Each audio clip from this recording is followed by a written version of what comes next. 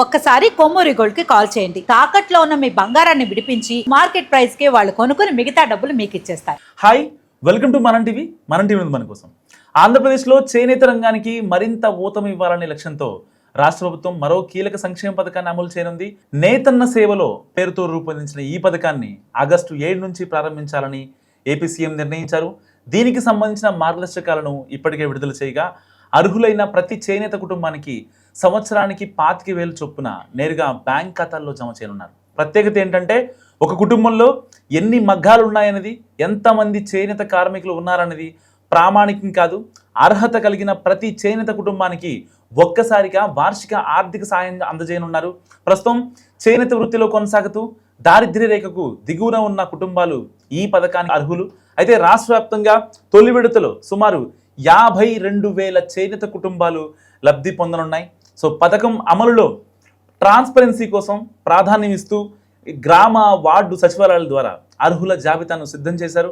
కొత్త అర్హులను చేర్చడం, వివరాల్లోని పొరపాట్లను సవరించడం, జాబితాలను ప్రజల పరిశీలన కోసం సచివాలయాల్లో ప్రదర్శించడం వంటి ప్రక్రియలు చేపట్టున్నారు. అనంతపురం జిల్లా కలెక్టర్ ఆమోదంతో తుది లబ్ధిదారుల జాబితా ఖరారు కానుంది. ఈ ఏడాది ఉచిత విద్యుత్ పథకానికి ఎంపికైన చేనేత కార్మికుల జాబితాను ప్రామాణికంగా ఉపయోగించడం తెలుస్తోంది. చేనేత రంగాల్లో ఉత్పత్తి వ్యయాన్ని తగ్గించి పవర్లూమ్ రంగంలో పోటీ పడేలా నేతన్నలకు ఆర్థిక బలం కల్పించడమే ఈ పథకం ప్రధాన ఉద్దేశం. అందే సాయంతో నూలు కొనుగోలు, మగ్గాల మరమ్మతులు, కొత్త మగ్గాల ఏర్పాటు, రంగులు తదితర అవసరాలను తీర్చుకునే అవకాశం ఉంటుంది.